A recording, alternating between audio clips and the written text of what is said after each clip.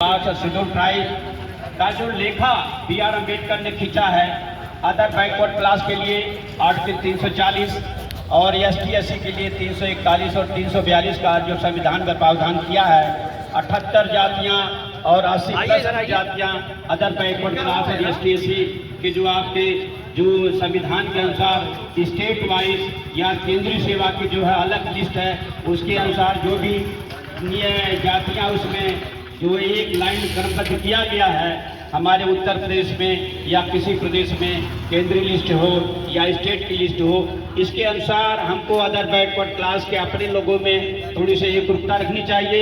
Schedule caste के जो अन्य कास्ट हैं उनको अपने साथ जोड़ना चाहिए। शेड्यूल ट्राइब के जो लोग हैं उनको अपने लोगों के साथ समायोजित करना चाहिए। चंद्रजीत यादव ने 1990 में कहा था 172 पार्लियामेंट मेंबरों के साथ जब राष्ट्रपति ज्ञानी जैल सिंह को एक ज्ञापन दिया था, इस देश में 172+ हमारे सांसद हैं, लेकिन हमारी संख्या, हमारा प्रतिनिधित्व बहुत कम है।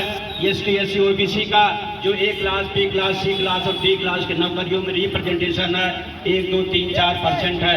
इसको बढ़ाने के लिए हमें रिजर्वेशन की जरूरत है। मंडल कमीशन रिपोर्ट को लागू करने की जरूरत है, जो लागू किया मंडल कमीशन, लेकिन रोक लगा सुप्रीम कोर्ट ने 1993 में दे दिया आपको। लेकिन उसके बाद भी पता चला कि अदर बैकवर्ड क्लास में लड़ाई छिड़ गई राजनीतिक दोनों की तरफ से है। कोई बैकवर्ड में मोस्ट बैकवर्ड खोज रहा है तो कोई बैकवर्ड खोज रहा है, कोई शेड्यूल कास्ट में अपर कास्ट खोज रहा है तो कोई गैर कास्ट खोज रहा है, और एसटी/एससी माइनॉरिटी में भी अपर कास्ट और बैकवर्ड की चर्चा होने लगी है। हमारा जो संविधान अदर बैकवर्ड क्लास एक क्लास है, एसटी का एक क्लास है, एससी का एक क्लास है। हमें अपने क्लास के लोगों को यूनाइट करना होगा। जब तक भारत के स्तर पर, इंडिया के स्तर पर, स्टेट के स्तर पर, तहसील के स्तर पर, ब्लॉक के स्तर पर अदर बैकवर्ड क्लास, एसटी/एससी और माइनॉरिटी एकजुट नहीं होंगे, तब तक हमारा 85-15 का ये जो लक्ष्य है ये पूरा नहीं होगा।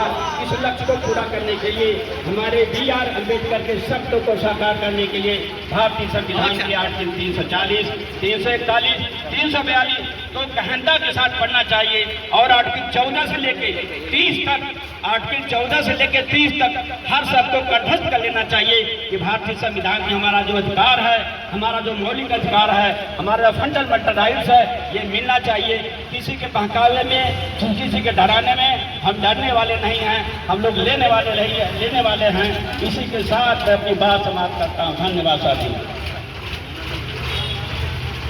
बहुत बहुत धन्यवाद सर जी को, और आप लोगों को मैं बहुत बहुत धन्यवाद देता हूं कि आप लोगों ने जो अपना समय दिया है, आपका धन्यवाद। हमारे बीच में आप सिसवा से चल के आए हुए जो वर्तमान बीडीसी हमारे भाई, क्या नाम उनका है, हटवा से, वो आए और अपने 2 शब्द बातों में रखें यूजीसी पर लेकर। आइए सर, मैं आपका धन्यवाद देता हूँ। मैं आपको कह नहीं पाया, लेकिन कहीं न कहीं आपको समाज की पीड़ा है और आप आए हमारे बीच में। आप उत्तरी की धरती से दोनों भाई आए, मैं आपका धन्यवाद देता हूँ।